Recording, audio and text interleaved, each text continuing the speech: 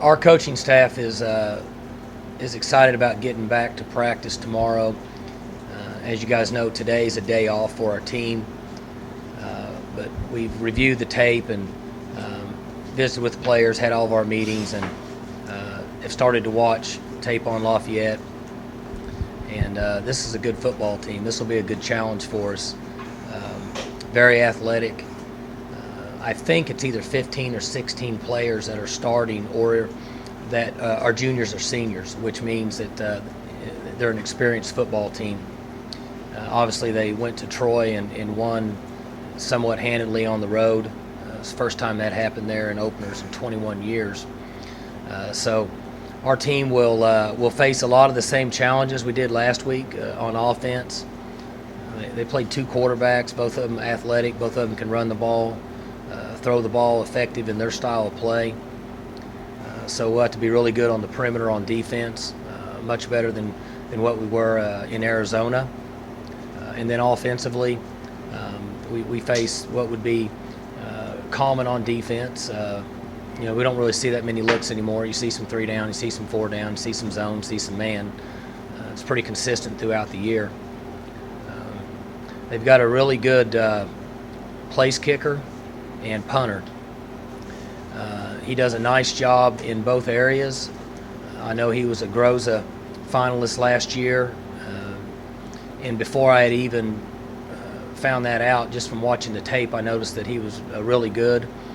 He was very effective at Troy in downing them inside the 20-yard line. So I think they're a well-coached team. They play hard, they run to the ball, they have speed. So our team will need a great week of practice and have to play much better in order to have success on Saturday. Mike, it seems like Wes might be the least of your problems right now. Is that somewhat surprising to you that Wes has played so well these first couple of games, or it appears he's played fairly well? Well, he's played well. He's made some mistakes, but we're pleased with where he's at this point in his career. He needs to continue to improve and get better, but I don't know that we could ask much more from him in the positions that he's been in the game, on the road. So we need for him to continue to work and get better. He's prepared well. He's handled his situation. He seems to be comfortable, and I think the offensive players and our team in general is gaining respect for him as a player and as a person. Mike, I think that the third quarter pick six that went through, and I think he was trying to throw it out of bounds off his back foot. Is that one of those moments that you, as a young quarterback, that he will learn from, a learning moment, so to speak? I think it was the fourth quarter. Not that it mattered. Either way, it's a pick six. But he made a mistake. There was two things that were involved in it, which I'm sure that Coach Munkin's probably shared with you guys. He misread the defense, and then he made the mistake that you just mentioned. And those are two examples of what I talked about in the spring and the summer and in preseason camp, that you can't really coach and tell a player. They have to learn, and at times you have to learn it in the most difficult way, which is it happens and it's not any fun. But what you're saying is correct. Mike, have you been able to put your finger on some of the problems you guys had on defense, what that stemmed from, a lack of focus, or did Arizona do some things that surprised you guys? Well, I think it's a variety of things. One, I think that their quarterback's a pretty good player. I think he's a gym rat, in my opinion, which in that style of offense, with what Coach Rodriguez has done over his career, they've moved the ball and scored a lot of points in that style of play with a quarterback that can operate. I think he operated very well. It was clear and evident that he was a fifth-year guy. Even though he doesn't have a lot of experience, the way he played and handled situations, he was able to pump fake, get guys off the ground, move around, find open receivers. He knew where the chains were. So I'll give the system and him credit for that. There was times we had our head down in tackling. That was poor. We had opportunities to sack him when he had the ball in one hand, and we left our feet and jumped. And we coached tirelessly to not do that, and we did that. That's a mistake on our part, and then clearly we got to coach better, and we have to do a better job of playing in those situations.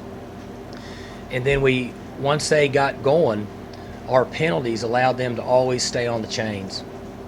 We never got them in a position that they were really in need of a crucial third down conversion, because we made drives easy for them with dumb penalties. And the combination of all of that, not good.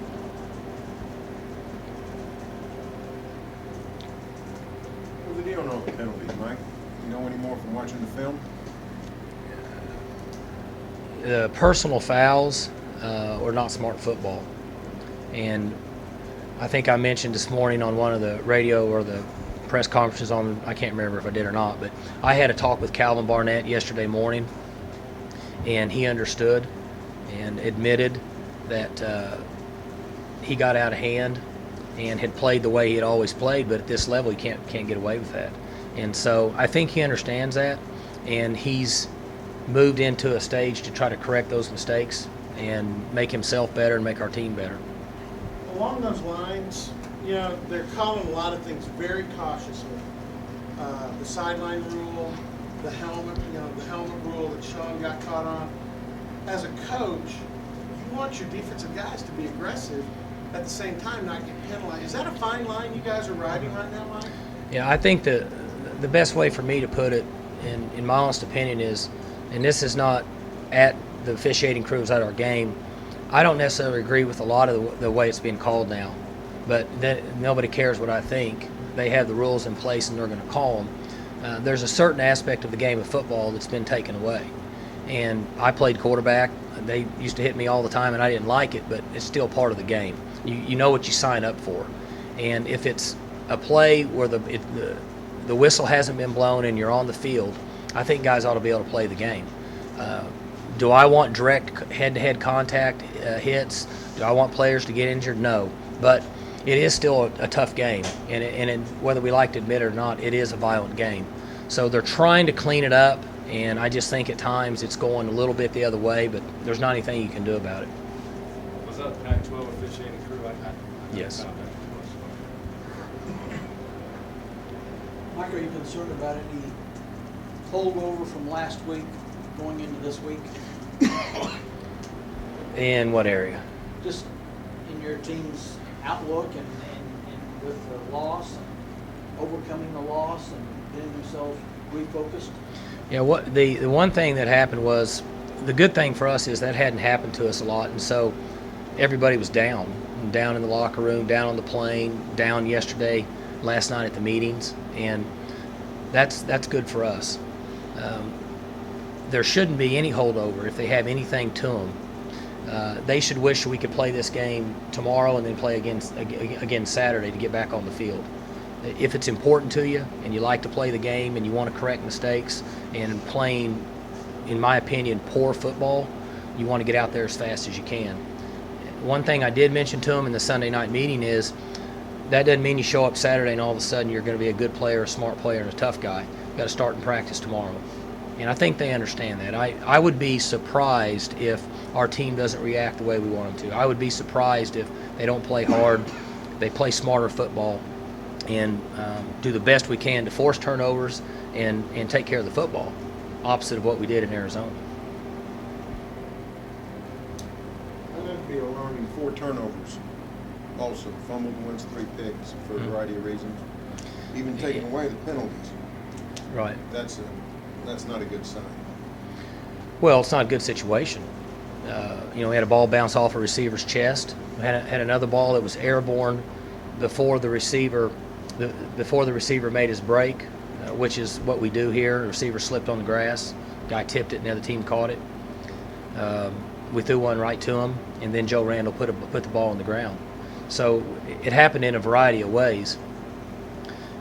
It's real simple. We've talked about it. We've won a lot of football games here by being on the other side of that. And so when you're the team that's turning it over and not getting any, really difficult to win. Mike, how much time, if any, did you spend on the other side of that you already had 12, 13 penalties and a handful of turnovers, and yet you were down 6 in the fourth quarter? I mean, did you spend any time on that side of it? Somewhat. That's nice. We had 15 or 16, but I like how you're thinking. A little bit, but not much, because it's just not what we're going to do. And coaches don't make bold predictions, but we're not going to play that way.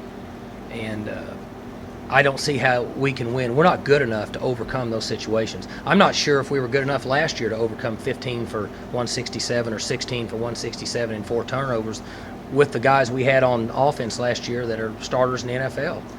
So we're certainly not good enough this year. And our team understands it. I want them to play aggressive. As Robert mentioned, we want to be aggressive. We want to run the ball on defense, and we want to hit. Because if you're not, then that's not going to be you're not going to be any good anyway. But we have to be smart, and there's a determination that has to be made by the coaches and myself on a guy that's playing aggressive and may get a penalty compared to a guy that just gets a dumb penalty doing something really late. Who decides that stuff? The Me. position coach or you? Me. I Do do. you decide who plays before that kind of problem arises? Well, if I knew it was going to arise, I wouldn't have played him. And if I didn't know you well enough, I wouldn't say that to you. But and I use Calvin as an example, and I'll use him with you guys, and I'll use an example I did with the team in front of the whole team. I said, listen, he was the ringleader because he got 3 of them, and so he's the first guy that I talked to Sunday morning, and made very clear that I like his aggressiveness. Calvin likes to play football. He has a mentality of a defensive lineman, but he can't play that way here, or it'll hurt our defense. And when you talk to a player, just like you do your own children at home, you can tell if they're buying in or if they're not buying in. He seemed like he was buying in. He has to prove that to us on Saturday. Who played well, Mike? Wes Lunt played pretty good, played smart football. Jeremy Smith seemed to play pretty well. Tracy Moore played pretty well. Other than Calvin's off the field or on the field actions that cause penalties, he played pretty well. Nigel played okay. Caleb Levy played pretty well. Gilbert played pretty well. I'm sure I missed some guys, but for the most part, yeah. It looked like the old line played pretty good. Were you They pleased? did, but we had 4 holds up front, and you're going to get some holding calls, but you can't get 4. And then it made it even worse that we had one by Kai Staley, and we had 2 on special teams. So it just kind of snowballed on us. But for the most part, they played okay. I think really what you're talking about is our protection was pretty good for Wes. Wes stepped up at times and took some hits and threw the ball, which is a great sign because in our offense, that's what you have to do to be a good player as a quarterback, in our opinion. But, yeah, for the most part, if you take about 3 or 4 of those holding calls out, and I know what I'm saying here, the offensive line played okay. It seemed like the offensive line was the group that kind of got, after the holdings, they kind of kept composure and got back together. Allow Wes, that time you said, did you see them improving throughout the game after the initial struggles? The offensive line, I thought they were fine. And the encouraging, Barry asked what was good. One of the encouraging things was we overcame some long yardage situations. And that's not always easy to do with a young quarterback. So what you're saying with the offensive line is true. And us overcoming those situations were a plus for that game. Now, the defenses we play from here on out are going to get faster and be more experienced. The team we're playing this week is actually more experienced, in my opinion, and could be every bit as fast, if not faster, than what we played on Saturday. Are you concerned about Joseph Randall putting the ball on the ground? Yes. Does he get fewer carries? No. But he knows he has to take care of the ball, or like Calvin Barnett, we have to play somebody else. And it's not anything personal. Joe needs to be in our offense. Joe's versatile. He can block, he can catch, he can run. He makes plays. He's experienced. He's fit. He's tough. He's been a good leader. But if he puts the ball on the ground, he can't play. It's real simple. Both those guys, Mike, seem to be playing well. Talking about, other than the fumble, Joseph and Jeremy, a lot of production out of both. Is it hard not to look at the tape and maybe say, okay, there's the bell cow and go to one? Or you've always had that philosophy. If you got 2, you'd like to play 2. We need 2, and we've always got to have somebody who can come in when one of those guys gets dinged up. In our offense, in my opinion, and even before we changed style of offenses, we've always played 2 or 3 guys. And, I'll say the same thing I said years ago is we don't feel like one guy can stay healthy and play in this league all the way through. Too many carries. exhaustion, fatigue, too many hits, and so we need both of them. And they are playing well, but this has been addressed with Joe by his position coach, by the coordinator, and so I don't have to address it to him. Football is important to Joe. Some guys really like to play football. Some guys do it just because they're on scholarship, and some guys do it because somebody at home wants them to. Joe likes to play. So the importance of taking care of the football has to be priority number one for him, and he understands that. This conversation that's going on now is not something that went on with him yesterday. So I don't have any issues in talking about it. I think it's okay because we've already had the conversation with Joe. And Joe's going to have to be aware of it. It's not a secret. I mean, we've got, I think 9 or 10 turnovers in our last 3 road games. I think 5 of them were Joe. 4 to 5, somewhere in that area. Just, I was thinking about it driving home the other day. I could be off a few, but for the most part, he needs to know he's got to take care of the football. Whether it translated into that game Saturday or not, it was a topic of conversation last week in Tucson. Arizona players talked about losing to Oklahoma State twice. Mm-hmm. It burned. They wanted revenge. It was personal. All of those comments came out. You got a similar scenario coming up with these guys. They're pretty good. They won at Troy. They lost you twice, including at their place. I don't think there's any question about that. I don't know if revenge ever plays a factor. I mean, I've never really bought into that. I've tried to use that as a coach before and it didn't work. So I believe in coach preparation, player preparation, smart football, and effort. And we didn't get any of that in Arizona. We did get effort. Let me correct myself. I thought we did get effort. The first 3 we didn't get any of. So our players need to understand the ability and the speed of the team we're playing Saturday. And one thing that is evolving in college football is that we've talked about for years. One is the parity, and 2 is with spread offenses, the team's ability to run, throw, and run some sort of a read zone, which is basically triple option, and blitzing style defenses if they choose to. You better be ready to play every Saturday. Or a team that has that ability, that's well coached, like I think this team is, has an opportunity to beat you if you don't play well. Coach, how big of a concern are the drop passes? They're a concern. In our offense, we have to catch the ball. We throw it, I think 60 times, and we had 37 completions, and we should have had 43. Now, that's saying we didn't drop any passes at all, which may be somewhat unrealistic when you throw the ball as much as we do. But you drop a couple, you end up, your quarterback ends up being 43 or something for 60 or 42 for 60. But a couple of those passes, let's just say 3 of them, you add the yards up, are all probably 60 yards. Dropped a post route, dropped a touchdown that could have been, wasn't an easy catch, but very well could have been caught. Dropped a pop pass down the middle that he's going to catch it and probably run for another 10 or 15. And we dropped a wheel route that would have been 30-ish, something like that. So that's an issue. We throw the ball all the time. We throw it in practice so much that I get tired of watching it. And we coach it and we teach it. And I have confidence in the people that are teaching and coaching the throwing game here. Some of it was due to some inexperience. Guys that are just, Blake is new to us at this level. He was much better in the second game than he was the first, but he needs to be better in this one. And the operation of our offense is all about placement, decisions, and field placement decisions and catching the football.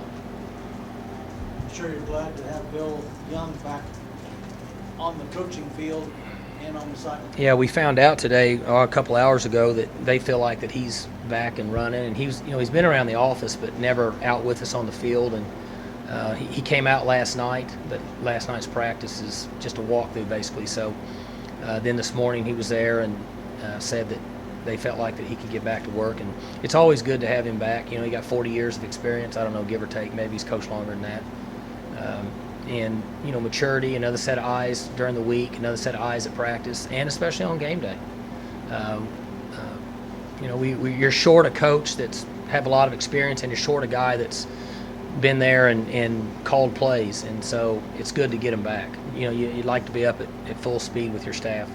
He had some good things to say about Cooper Bassett. Well, Cooper did fine.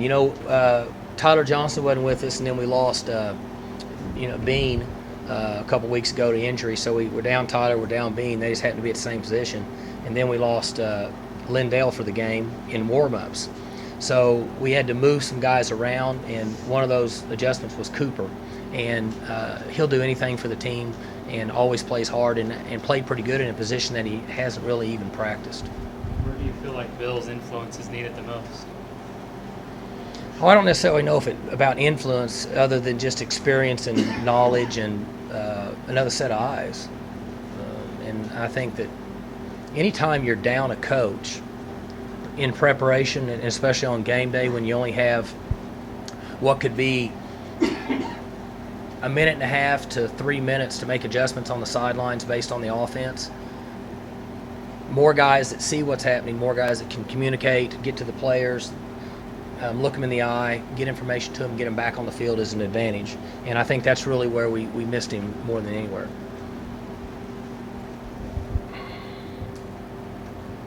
Rankings don't always mean anything, but being ranked for most of the last few years, did you see any value in that in terms of national perception or exposure? I missed your first part. Rankings don't always mean a lot, but having rankings. been there for most of the last few years. I don't think there's any question that when you're ranked high, you're going to get publicity and marketing across the country. We've talked about that in here when things have been going really good, and your logo's on ESPN and your logos runs at the bottom of these other channels, and people see that, and when that happens, you get free marketing. I mean, and just like if you look at the enrollment numbers at this university since we've done well in football, and when Eddie Sutton was in the Final Four, it goes way up. It's all because of marketing. And I believe that. I mean, that's my opinion. Somebody else may not, but either way, it doesn't matter. So you hate when you're not there because you lose that free marketing, not only for your university, but also for your recruiting. Like good? Good. All right.